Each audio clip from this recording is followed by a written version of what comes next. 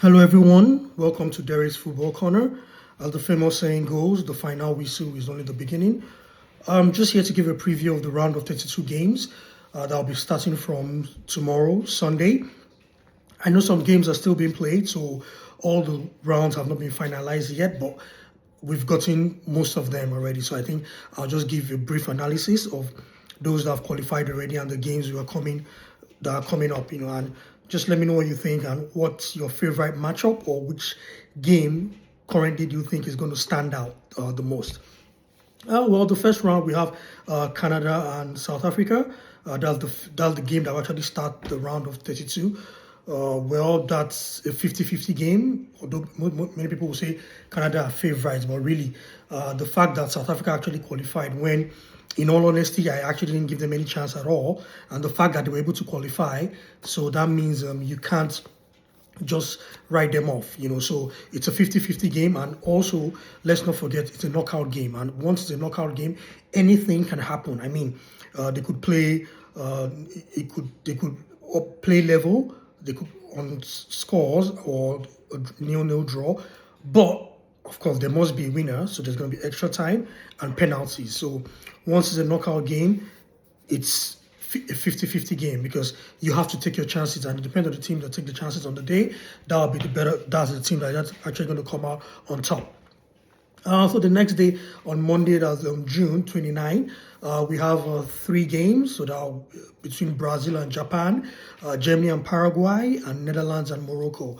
Those are tough matchups, especially Brazil and Japan, because Japan actually a strong side and a tricky side. I mean, we all saw how they played against the Netherlands, and you could say that was actually a very, very tough game. And really, Japan are actually a very good side. So let's not sleep on Japan. So that's also a 50-50 game too. I know most people will say Brazil are favourites, but I mean, when it comes to knockouts, the fact that they are there already, you can't write anything off. That's my own honest opinion. So Brazil, Japan, I feel that's a 50-50 game. Germany, Paraguay. Well, Germany, they haven't been so strong. They're a good side, but I feel their midfield and defense, it's quite easy to run through. So most people too will say Germany are favourites, but Germany, Paraguay. Well, on this, I believe actually Germany are favourites, but I'll just say maybe 60-40, but because Paraguay, yeah, they are there, but I don't really think they're actually a very good side, but fingers crossed, let's see what happens. Then another tough matchup again, that's Netherlands and Morocco. Netherlands, they've been very, very good. They're a very good side going forward. While Morocco, they have a very solid midfield. So, I mean, and the midfield battle, that's what's going to carry the day. So whoever is able to control the midfield, then that person is actually going to have a better chance of going through. But Netherlands, fantastic midfield, fantastic attack. Morocco, fantastic midfield. So it's going to be the midfield battle, and whoever carries the day in the midfield, that's going to win the game. So another tough game to look out for too. So let's see what happens. Then the next day again on Tuesday, we have Ivory Coast, Norway, France, Sweden, Mexico, Ecuador. Wow. Those are all very close matchups. I mean, Ivory Coast, Norway, that's a 50-50 game. I really can't predict who's going to win that game. Yeah, I know people will say, Norway, they have Haaland and all that. But man, Ivory Coast are a very strong side. I mean, amongst the African sides, Ivory Coast is actually a very strong side. And they were very unlucky to lose to Germany, So that's a tough game, and it's actually a 50-50 game. So let's see what happens. And whoever takes their chances on that day will actually come to France, Sweden. Well, I don't know.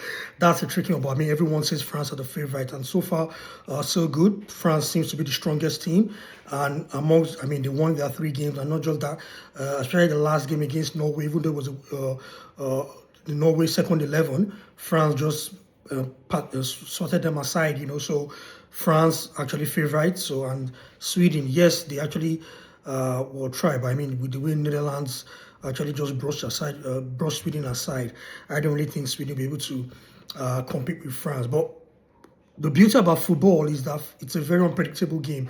We could all say, okay, but I mean, what happens if France, they don't turn up on that day, and Sweden take their chances? Because let's not forget, Sweden to actually have a very good attack with Alexander Isak and Gyökeres, and also Anthony Elanga, who has been very, very good in this World Cup so far, I must say. I mean, he has scored two very, very good goals.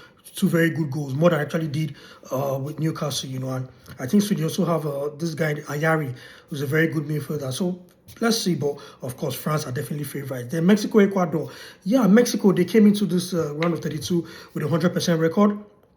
They won all their 3 games, and they actually did not concede any goal. So that's a very, very good one too, So I would say slightly Mexico are favourites because Ecuador, they're not a goal scoring side. They find it very difficult to score goals. And in this game and in this day and age, if you cannot take your chances, if you can't, goals win games, and if you can't score goals or you're struggling to score goals, then it's going to be quite difficult, So I would just say on the balance of play and on what we've seen so far, I would say Mexico are favourites. Then England their game just ended now, so they topped their group. So we're waiting to see who's going to be paired against England. I think that's the third place on Group E, H, or I and J. So we're waiting to see. Some games are still going on now between Cape Verde, Uzbekistan, Portugal, and Colombia, and also later in the day, Algeria, Algeria, Argentina, Jordan, and Austria. So that's how we'll see the other ones. And the same thing applies to Belgium. We haven't paired in. So Belgium is also waiting for the third place in Group A, E, H, I, or J. So we're still waiting for that to come, and that will come up later in the day. Then another pairing that we have that will happen on Wednesday, July 1st, that's between United States, Bosnia, and Herzegovina. So far, so good. United States, they've actually really impressed me. Tried their first and second game. They actually played very well. They did very well, but knockout stage, you never can really tell. But on the balance of play right now, and what we've seen so far, the way US played their first game against Paraguay and their second game against Australia, then I would say USA, they are favourites in this game. But because it's a knockout game, I will still shade them 60-40 because you never can tell what's going to happen. And the beauty of football is its unpredictable nature. Football is very unpredictable, and whoever shows up on that day and takes their chances stands a better chance. So fingers crossed. But on the balance of play, I would say USA, they're the favourites for that game. Then the other game on Thursday too, right now we'll have between Spain, who is waiting for the second place in Group J, who's ever going to be second place. So we're thinking it's most likely going to be Spain versus Austria, but let's see. By the end of the day, let's see what happens. But it's most likely going to be Spain and Austria. Then Croatia too is also waiting for who is the second place in Group K, and then we'll know who Croatia is going to face. Same thing too also applies to Switzerland. So we're still waiting for those games. When it's complete, then we'll have those that we know. Then we'll just look at the final round, the ones that have been confirmed. That's between Australia and Egypt. Well, Egypt so far, they haven't been really bad. I've been quite impressed with Egypt. They have a tight defense, although they did draw with Iran, but really can't tell. But let's just see what happens. But on the balance of play, I would say Egypt's our favourite, just shading it. I would give that to Egypt, all in all for now. But fingers crossed, we'll see how that goes.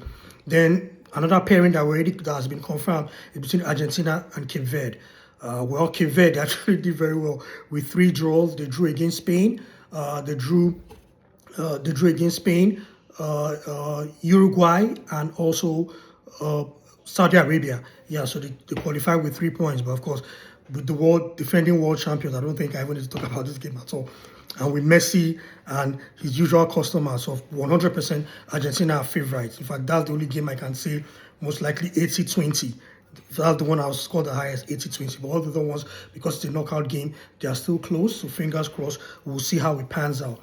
But the beauty of football is its unpredictable nature. And we're also waiting to see who will be paired with Ghana, And so that's the round of 32. And that's just my 2 cents on all the round of 32 games. So let me know what you think. What's the standout fixture? What matchup are you looking forward to? And which one do you think is actually going to be more exciting? But let me just sound a note of warning. They are knockout games. They are actually going to be very, very cagey. We're not going to see the excitement that we saw in the group stages where, everyone is going hell for leather, tit for tat, just trying to see how they could match up. But once it comes to knockout games, it's actually going to be very, very tight and cagey. So expect a lot of nil-nil games, extra times, and penalties. So fingers crossed, don't expect too much. But also, I also must say, football is a very, very unpredictable game. So fingers crossed, we hope the round of 32 are actually going to be very exciting, because we want exciting games. We want games that will make us sit on the edge of our seats and get very, very excited, So let's see what happens, the round of 32. Then after the round of 32, we move on to the round of 16. Then from the round of 16, as we all know, the quarterfinal, semi-final, and then the final, and whoever wins the World Cup. Right now, the favorites are still France. Initially, my first pick was Spain, but I must say these first three games, Spain are not really impressed me. But let's hope along the line they actually do get better. And unfortunately, I just got the breaking news that Nico Williams is most likely injured, so we don't even know when next he's going to play. So that's very, very tight. So without Nico Williams, because what makes Spain tick is that we have Lamine Yamal on one side and Nico Williams on the other side. But so far, they haven't done that yet, and we're waiting for that. We want to see how that's going to happen. But I need Spain to step up their game. But right now, France have actually answered all the questions, and we want to see how that goes. So fingers crossed, and we'll just wait.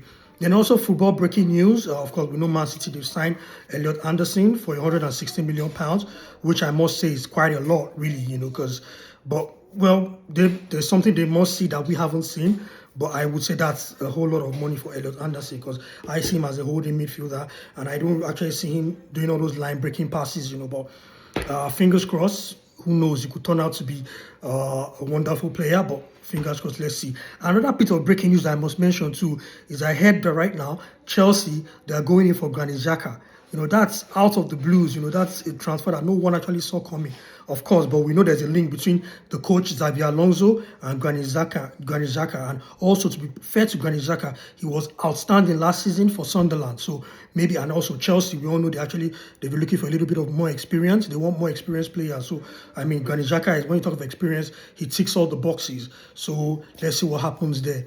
And as I always say, join me. Let's enjoy the ride together. The round of 32 games, looking forward to more excitement, and we'll see what happens. And the famous saying goes, the final whistle is only the beginning.